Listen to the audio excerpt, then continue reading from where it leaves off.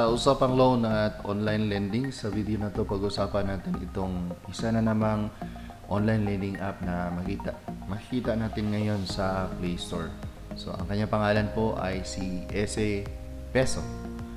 So based po sa ating nakuhang mga end po, itong Ese Peso ay mabilis lang talaga daw mag-apply. Mabilis lang daw. So, alamin natin mamaya kung totoo nga ba at hindi ba sila pareho din sa ibang online lending app na nagawa na natin ng review, which is hindi natin rekomendado dito. So, itong si Ese Peso, ano kaya ang kahihinat na nito? Mai-rekomenda kaya natin or mai-rekomenda kaya namin itong e-peso na to na uutangan ng ating mga kababayan? At ano kaya ang mayroon sa ulan na to?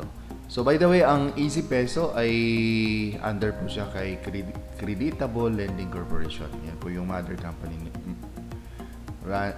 company ni Ese Peso. So alamin din natin mamaya kung itong mother company niya ay pasado ba sa ating factor number 1. Ano ba yung factor na tinitingnan natin? Basic factor na kinoconsider natin kapag tayo po ay nag-review ng online lending app.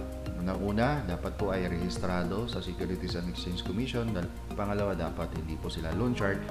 Pangatlo, at hindi din po sila violators ng data privacy.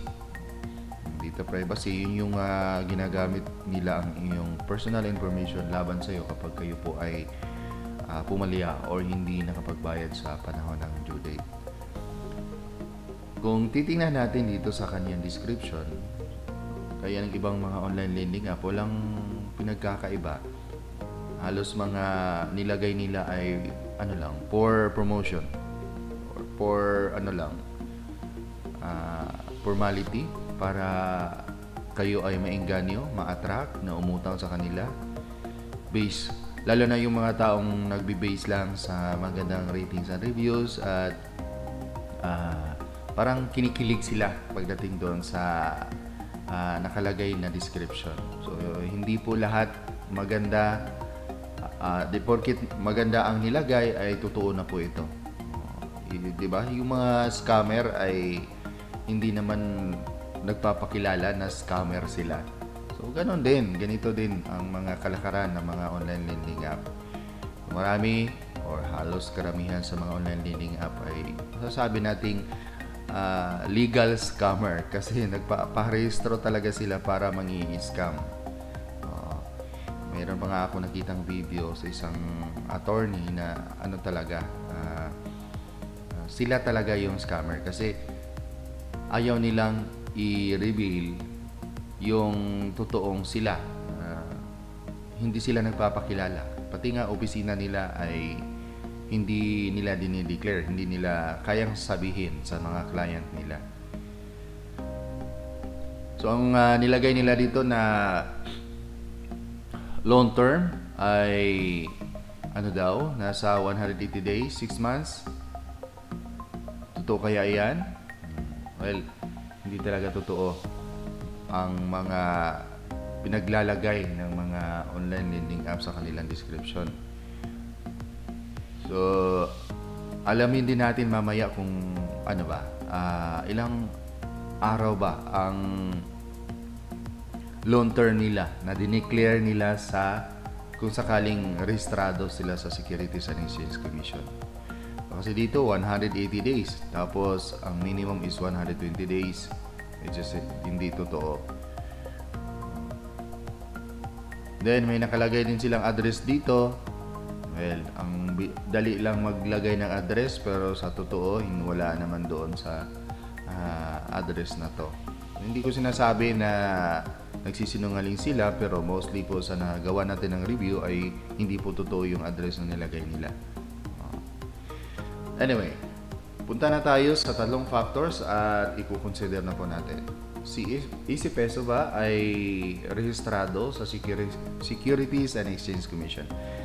Si Ese Peso, wala tayong makitang Ese Peso sa website ni SEC. Pero yung mother company niya na si Creditable Lending Corporation ay rehistrado po. Siya po talaga ang nakarehistro.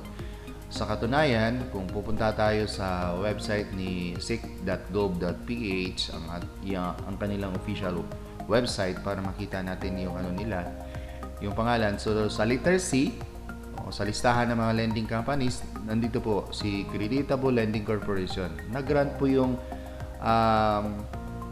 registration nila noong August 22, 2018. Medyo matagal-tagal na sila. At ang dineclare po nilang interest rate ay 0.1% to 1%.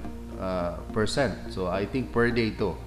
At alam nyo ba na napansin ko sa dami-dami ko nang ginawa ng review, ito lang si Easy Peso ang nagsasabi ng totoo na ang kanilang ang kanilang tenure or long term ay 7 to 14 days. Kadalasan per month ang sinasabi, pero ang per month or per annum, pero sa totoong computation or sa totoong long term nila ay 7 to 14 days lang. Ito si Creditable Lending Corporation, talaga, nagsasabi siya ng totoo. Pero ganun pa man, kahit nagsasabi siya ng totoo, kung loan shark siya or data privacy violators, hindi pa rin natin siya mako-consider na legit. Okay. So balik tayo. Si Easy Peso ay nakakuha po ng check dito sa factor number 1. Then pupunta tayo sa factor number 2. Si Easy Peso kaya ay certified loan shark? Well, based sa mga feedbacks na ating nakuha, si Easy Peso ay isa din po sa mga loan shark. Actually, ang Creditable Lending Corporation, hindi siya loan shark. Pero ewan ko itong mga lending company na to, nung time na nagpapalabas na sila ng kanilang mga lending app, doon na lumalabas na nagiging loan shark yung nila, yung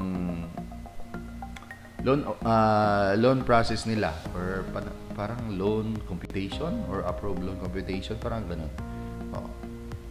Siguro dahil sa kaibahan ng online lending app, hindi na gaya nung typical na proseso nung in-person or face-to-face pa yung nag-apply ng loan sa kanila, kasi mahihinga nila ng maraming requirements, at nakikita pa nila in person yung tao. Unlike dito sa online, hindi nila nakikita in person.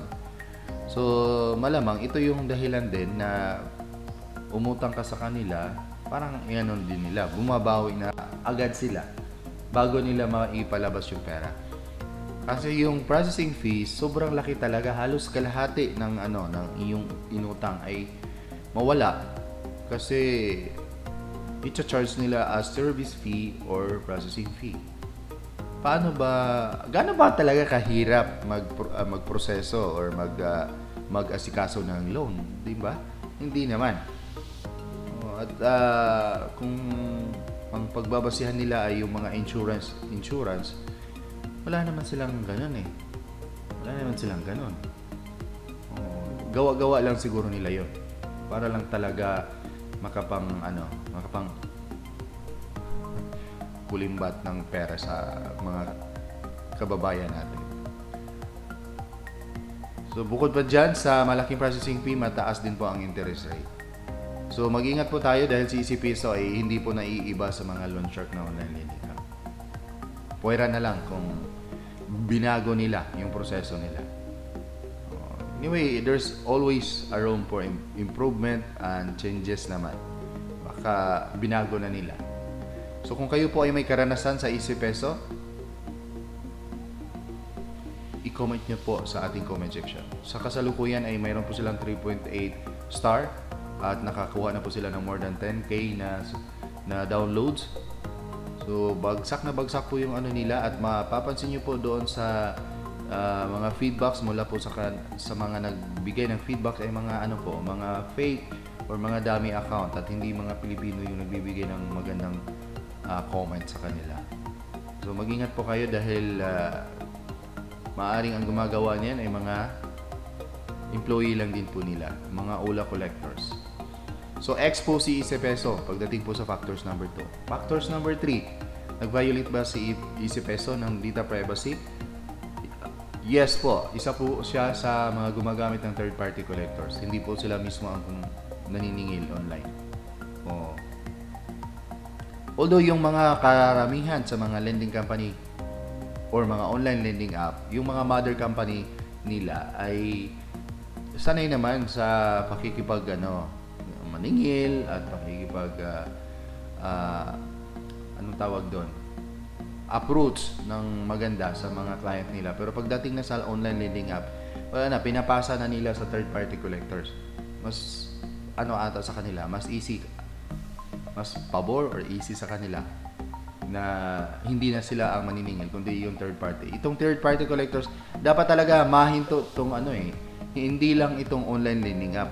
Ang main talagang dapat bigyang pansin ay yung mga collectors. Kasi yung mga collectors, ibang agency po yan sila. Sila talaga yung napakawalang awa, napakawalang, ewan ko lang, ano bang napakawalang sa kanila. Dahil sila po yung mga taong sobrang tapang, sobrang agresibo. Hindi mo pwedeng pakiusapan. Kapag nag-umpisa na po silang maningil, tuloy-tuloy na po yan. Kapag nag-umpisa silang mangharas, manakot, mamamahiya, yan. Hindi na yan hihinto. Sila talaga yung dapat unahin kasi sila yung nagbibigay ng problema sa ating mga kababayan na hindi nakapagbayad ng kanilang utang. Marami or kadalasan po sa inyo ay wala naman talagang balak takbuhan yung utang ninyo. Pero dahil sa pinaggagawa ng mga OLA collectors na yan, siyempre, sinira na yung buhay mo. May gana ka pa bang magbayad sa kanila, di ba? Wala na. Anyway, sa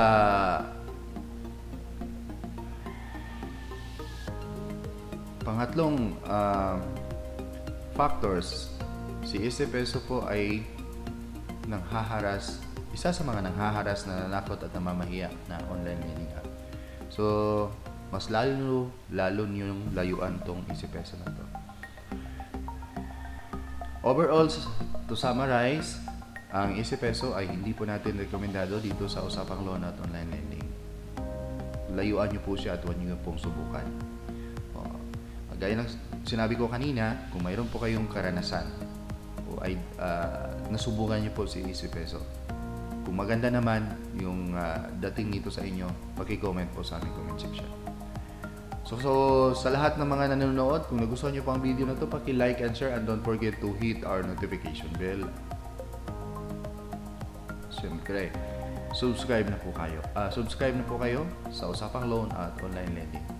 Abangan niyo po ang aming next review at shoutout sa aking mga members. Thank you very much po sa walang sawang suporta. More blessings po sa inyo. Sa mga subscribers ko po, more than 21,000 subscribers. Maraming salamat sa walang sawang suporta din. At sa aking mga viewers na napakarami ninyo. Pero nandyan pa rin kayo. Maraming salamat at more blessings sa inyong lahat. Hanggang sa muli po, maraming salamat. Paalam.